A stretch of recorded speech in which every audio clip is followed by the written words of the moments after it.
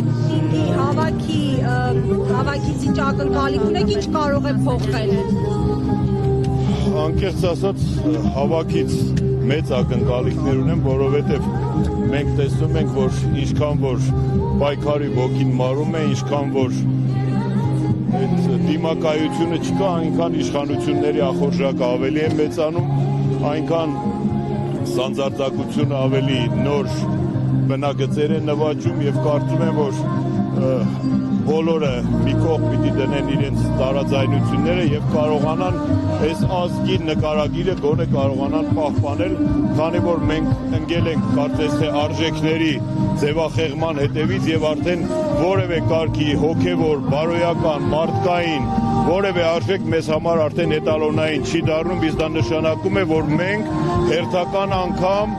ու կորցնում ենք մեր նույնականությունը, կորցնում ենք մեր էտալոնային արժեքներին, նաև իդեմս այսօրվա կալանավորված Սամվել Կարապետյանի սրբազանների եւ կենցաղային մակարդակի, հանցագործի մակարդակի հասցնել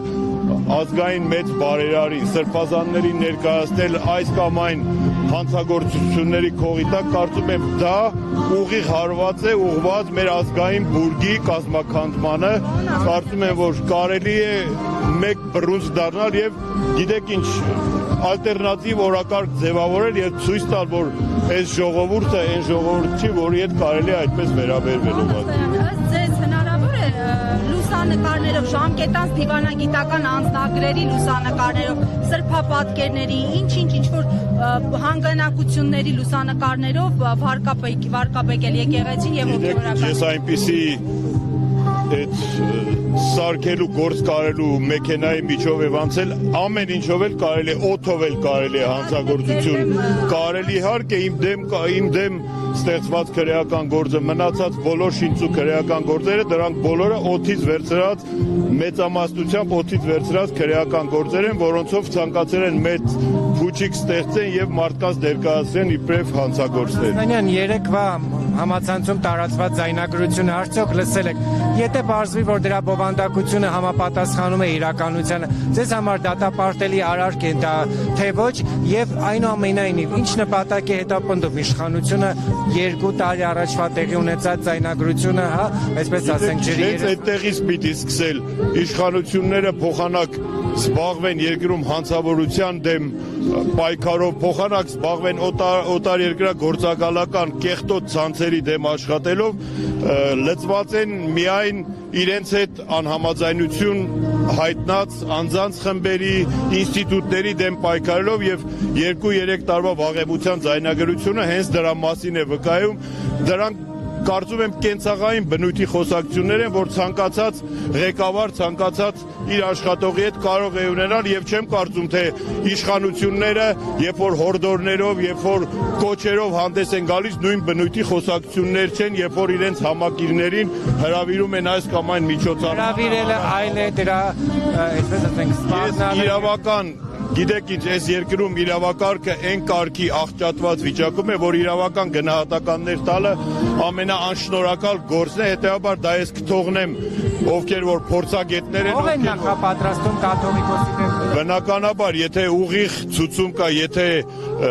իշխանական լրատվամիջոցներով արդեն այդ թեման շարունակում է, հետեւաբար սլակները ուղղված են դեպի վեհապար Հայրապետ։ Պարզապես երկրի շուրջ ծառացած խնդիրներից զատ կա նաև փոքր համայնքային խնդիրներին անդրադառնանք, կոնկրետ Վանաձորը այս պահին անգլուխ է ու շատ վատ վիճակում։ Եթե մենք Փելեշյանի Facebook-յան էջի գրառումները տեսնենք եւ գրառման մեկնաբանությունները, մարդիկ ասում են, որ չեն կարողանում ապրել ու շատերը ձեզ են սպասում։ Եթե ավականու նիստ լինի, դուք կարողանալու եք ապահովել հենքները, ասած ես այդ գրառումները չեմ նայել սրա նրա էջերի, բայց որոշ գրառումներ տեսել եմ կապված ավականու նիստի կամ թույլտվության դատարանների ինչ որ որոշումների չեղարկման հետ, ես անկեղծ ասած այն կարգի անօրինականությունների եմ հանդիպել, որ իմ լավատեսությունը մյուսներից տարբերվում նրանով, որ ես չեմ հավատում, որ իշխանությունը, որ 4 տարի ամեն գնով չի թողել Վանաձորն ունենա համայնքի ղեկավար, չեմ կարծում, թե այսօր ինչ որ հետ քայլ է կատարել ու կարելի է մտածել կամ ավականու նիստի կամ չգիտեմ քաղաքի ղեկավարման կառավարման մասին այս պայմաններում որովհետև դրա համար որևէ թե օրինական, թե բարոյական նախադրյալ այս պահին չկա, իսկ մնացած այդ բոլոր կողքի խոսակցությունները կարծում եմ ժամանակավրեպ են, ժամանակը գա, երբ որ երկրում կվերականգնվի իրավակարգը, սահմանադրականությունը, մենք եւ մնացած այն մարդիկ, ովքեր որ հակված են մեր երկիրը տեսնեն օրինական հունի մեջ, սահմանադրական հունի մեջ ապրելով, այն ժամանակ կմտածենք, թե այս գործողություններին ինչ իրավական գնահատական տրվի եւ ինչպես կանգնեցվի այս անպատժելիության էսկալացիան։ Այսպես դուք հետքայլ եք անում, պարոն։ Հետքայլի բան չկա, որևէ ավական ուրիշ չկա, որ ես քայլ անեմ կամ հետքայլ։ Եթեներով քաղաքականության մեջ չի կարելի խոսալ, հենց լինի որոշումս ես ոչ մի անգամ թաքնված չեմ, որևէ միտեղ կորած չեմ, ավականու նիստի մասին էլ այսօրվա առօրեական խոսակցություններ չկան, դրանք ընդամենը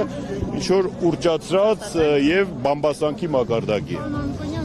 Ասլանյան։ Ներողություն, պարոն Ասլանյան, նույն խոսակցությունների շրջանակում ասում է, որ հնարավոր է Վանաձորում արտահերթ ընտրություն լինի, հաշվի առնելով, որ մեկ անգամ Վանաձորցին արդեն ընտրել է ձեզ, այս անգամ հնարավոր ընտրությանը կմասնակցեք։